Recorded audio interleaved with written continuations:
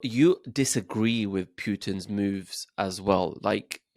People need to realize that as well. It's Of of course course. you're blaming the NATO expansion. That makes sense, but you also disagree with Putin going in and causing this war.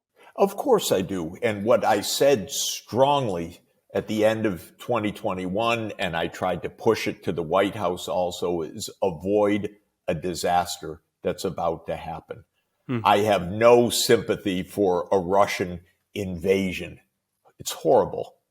But I have no sympathy for the U.S. not taking the steps to avoid it Yeah, or to end it. So yeah. this is both sides. The main point when you have this brawl, separate the two brawlers. And that's what can end the fighting and make Ukraine safe again.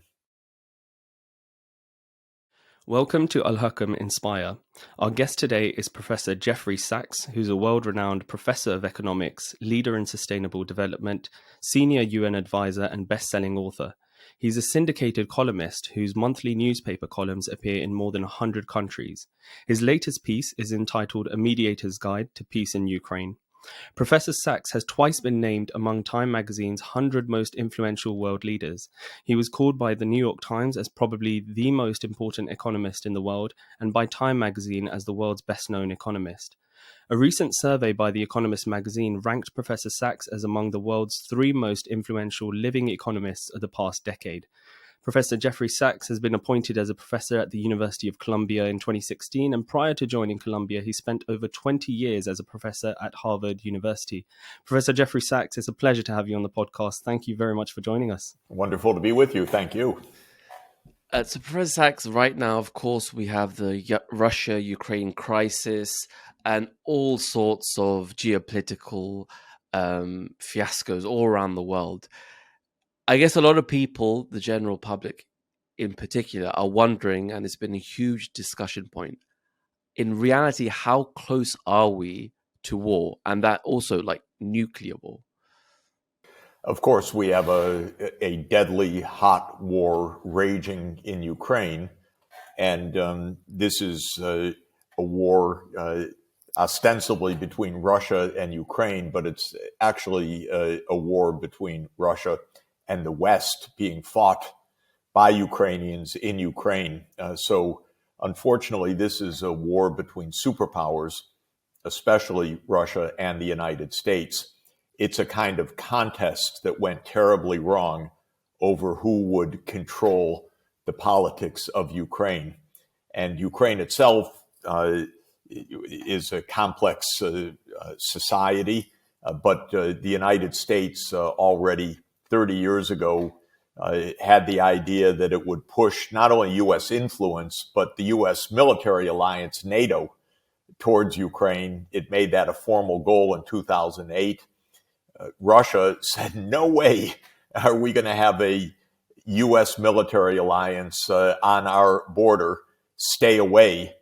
And that's a red line for us. And so we've had a confrontation building now for a long time. I saw it very early on because I was actually an economic advisor to President Gorbachev. I was an economic advisor to President Yeltsin. I was an economic advisor to President Kuchma, who was the first president of independent Ukraine. So I've seen it from both sides. And this confrontation, unfortunately, has been underway. In my view, which is not a very popular one, the U.S. simply failed to show any kind of prudence for 30 years. The Russians kept saying, we don't want your military alliance on our border. Do you hear us? No. Do you hear us? No. And this went on and on and on. In 2008, George W. Bush Jr., in his final year of office, pushed NATO to commit to Ukraine's membership in NATO, and Putin was furious and said so to George Bush. In 2014, the United States participated in the overthrow of a pro-Russian president, Viktor Yanukovych. That actually started this war, because this war didn't start in February 2022, as is often said in our media. It started in February 2014, actually, with the overthrow of Yanukovych. After that, the U.S. poured in weaponry.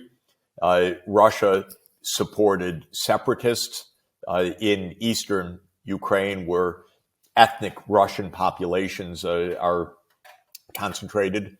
And we've been at war, in a proxy war, for 8 years. At the end of 2021, just to bring us up to date, President Putin tried a final time with Biden, saying, our red line is NATO enlargement. We need to negotiate. And Biden said, no, we're not negotiating over that. That's Ukraine's right to join NATO. And the war intensified with Russia's invasion on February 24th, 2022. I find all of it utterly tragic and utterly dangerous. Tragic for Ukraine because while the Ukrainian leaders say, yes, we're going to win, they're actually caught in an unwinnable situation. They're trapped in a superpower war. I warned, I know some of your listeners are probably Afghani. I said, you're going to make Ukraine into what happened to Afghanistan over decades, again, caught in a proxy war, in a war that was only a tragedy for Afghanistan. Now we see Ukraine being pummeled in this way. And I think the U.S. Just has been terribly unwise. I don't like what Putin has done, but this has been a building confrontation. And that's the sad part of it. And by the way, if you analyze it politically in this way, it also gives you the sense of how to get out of this, because what really needs to happen is Joe Biden needs to pick up the phone and say to Putin, we've heard your red line. NATO is not going to advance to Ukraine. Now you get the heck out of Ukraine. And that's the basis of how the deal could be made. Just on that, because you said in a recent interview as well that we're not using diplomacy. In this current situation, you know, how important is diplomacy? You've talked about how it may be the way to the solution and kind of peace in this scenario, but how important is that? And taking into account the fact that we've already engaged in this aspect of war as well. Diplomacy is crucial. It is the art of solving interstate problems peacefully. It is the art of ending conflicts, which don't just come because people are crazy. They arise over political conflicts.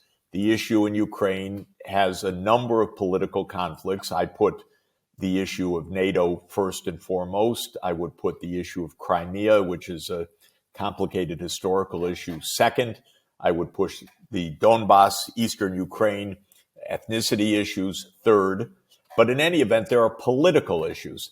To solve politics by war is very unlikely.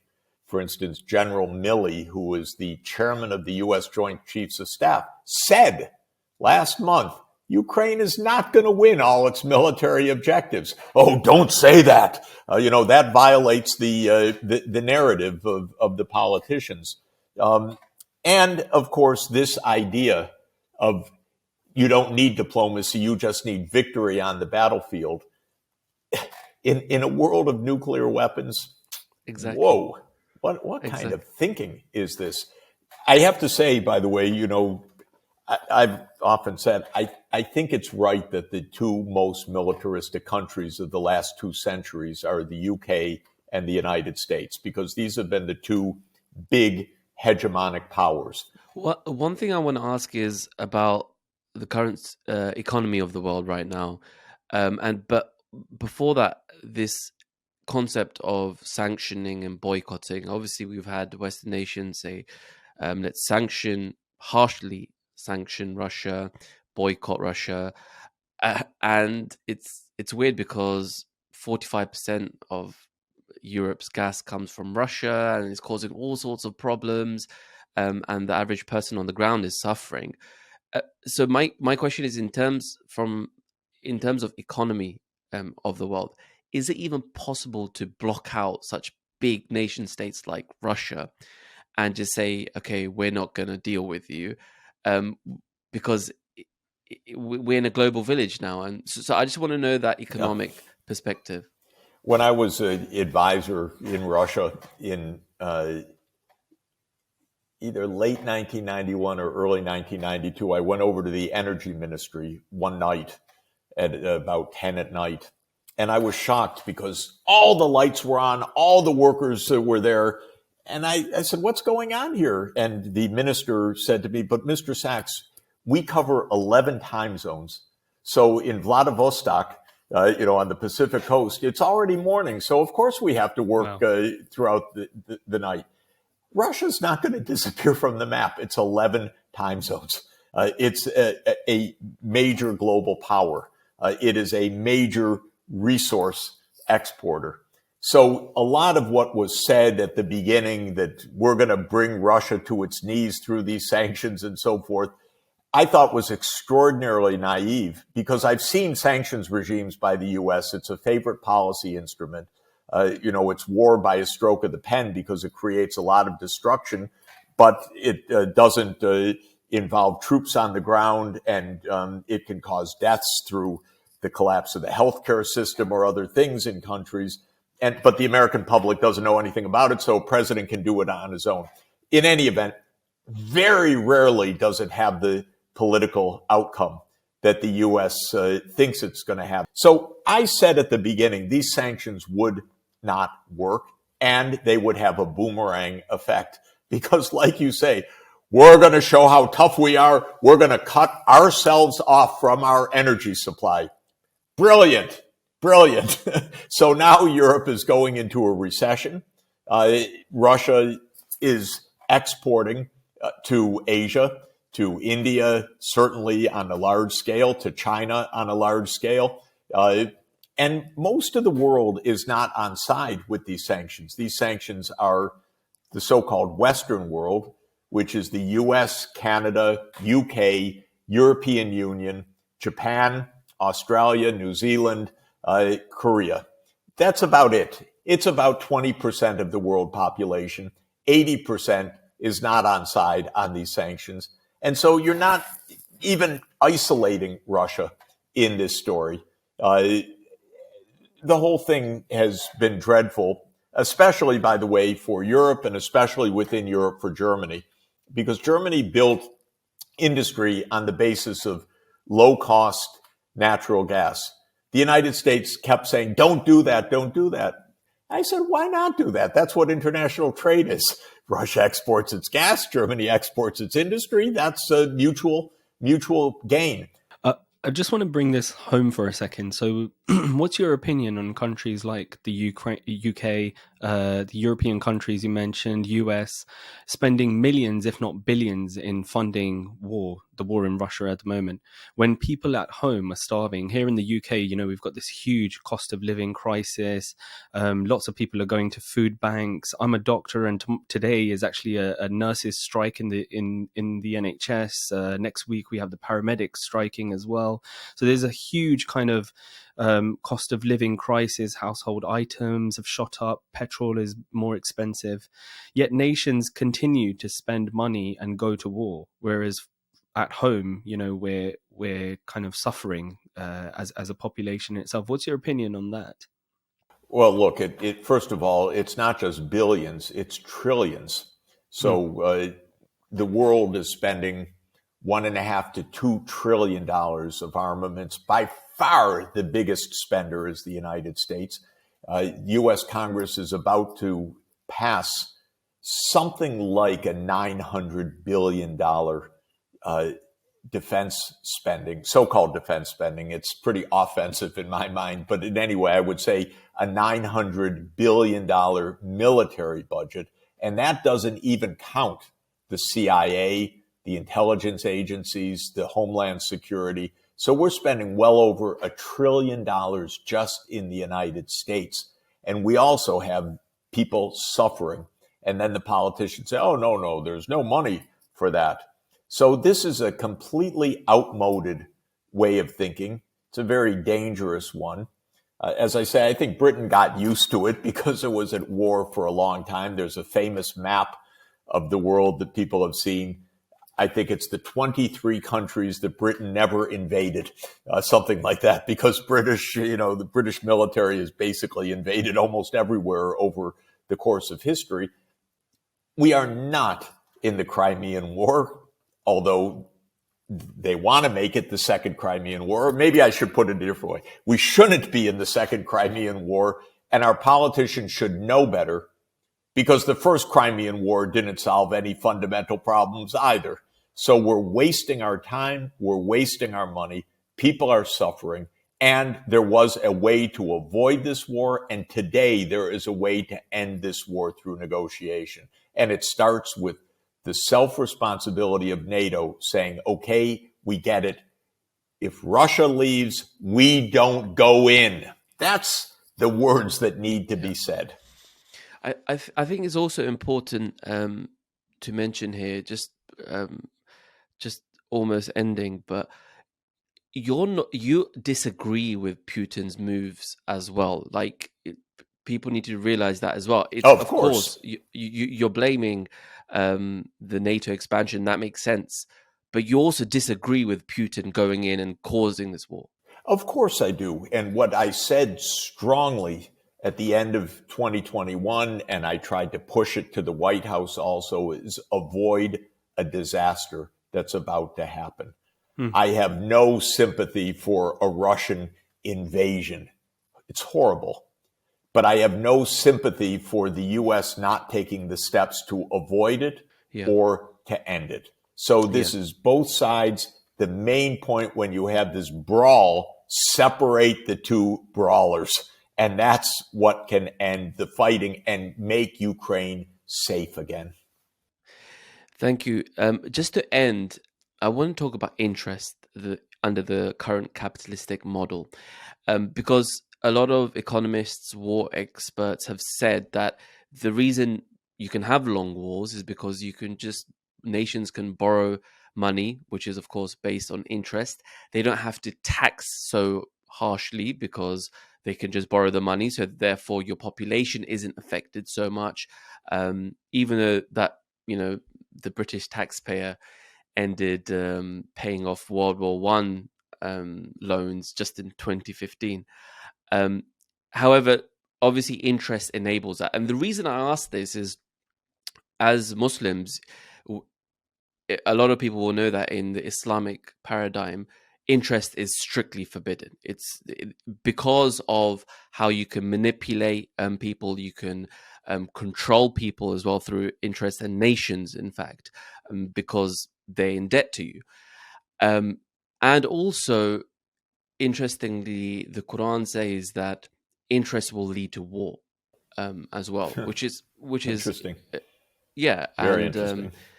and that this is quite explicit as well. And of course, we're at that stage where we're seeing that. So I just want to, as an economist, take your view on the role of interest in this whole global warfare, which we've been seeing for decades now. Let me put it this way, if I could. For millennia, wars were fought by princes who sent the average peasant to death. And the princes viewed this partly as their game or their glory, but it was the people who were suffering. Then we thought, or maybe sometimes it was thought, that democracy would stop this. I found it interesting to think that Britain was perhaps the most democratic, or nearly the most democratic country in the 19th century already, but also the most war-making, because there's a difference of domestic and war-making. So you could have some democracy, and Britain developed some democracy in the 19th century, real democracy, and yet it made war everywhere because it was plundering abroad, because it thought empire was grandeur, empire was wealth, and so forth. Then we thought, well, now we'll hold our leaders accountable. And that comes to the question, well, if you can finance things with debt, or if you're not accountable because you can put on sanctions with the stroke of the pen and no one asks, that breaks down too. So I would ask the basic question, first of all. Are the people in Britain or Europe or the United States well informed about the causes of this war? I would say no. That's first point. Second, did this war come from below or from above? Both on both sides, whether it's the Western side or the Russian side. This was a war from above, not a war from below. This wasn't the public clamoring for war. This wasn't intrinsic hatred. This was leaders making decisions. Now, the public was ill-informed. The public was told a false narrative. And maybe the public went along at the beginning. But now, where are we? I don't think the American people like this war. They want negotiations. I bet that in the UK, people want negotiations more and more. I just heard in Germany of a very recent poll showing a big majority of Germans want negotiations, but their government officials do not right now. So I think that there's a complete lack of accountability at the top. And in the U.S. case, a lot of foreign policy is in the hands of a very small group. It's in the hands of the president. It's in the hands of a small group in the executive branch. It's in the hands of a small group in the Congress. And it's in the hands of the so-called military-industrial complex, which is a few businesses that make the weaponry. And there is this view of a small elite that this war is good or in U.S. interest or okay or profitable or many ideas. But it's not the view of the American people, who, by the way, have not been told the truth about this and don't have even a mechanism to hold the government accountable, because Biden is about to get another maybe even $40 billion of money to the war without any separate vote on it, because he's going to stick it in an end of the year big package that has to be voted in order to keep the government functioning. So they're afraid even of a debate on this issue. I guess just to re-emphasize the point, so if Biden is getting that 40 billion, how is that amount even possible? Like you say, it's that's the Treasury will go borrow this money. And normally it used to be the job of Parliament anywhere, was the main job of Parliament even in how Parliament rose, which is to say to the sovereign, to the king, you can't fight that war or raise money without our vote. Yeah. And now we don't have that because, well, the Congress is going to vote, but it's going to vote on it as one line item in thousands. And I spoke to some congressmen about this. I said, now we need a debate because the American people need to know about this, and we need to say that negotiation could end this war. He said, no, there won't be any debate at all, because it's just going to be a piece of a package that's going to be pushed through without a debate. Yeah. Professor Jeffrey Sachs, it's been a pleasure to have you on the podcast. Thank you very much for taking the time out, discussing all these topical issues with us. We'd actually love to have you on again in the future and discuss more about this. Yeah, right. And great to be with you, and thank you so much for inviting me. Brilliant, thank you. Thank you for listening to the Al-Hakam Inspire podcast. We hope you enjoyed it. Visit our socials on Instagram, Twitter, and YouTube at Al-Hakam Inspire. And of course, subscribe to our YouTube channel and leave your comments there. We would love to hear your feedback and thoughts, so send us an email to inspire@alhakam.org.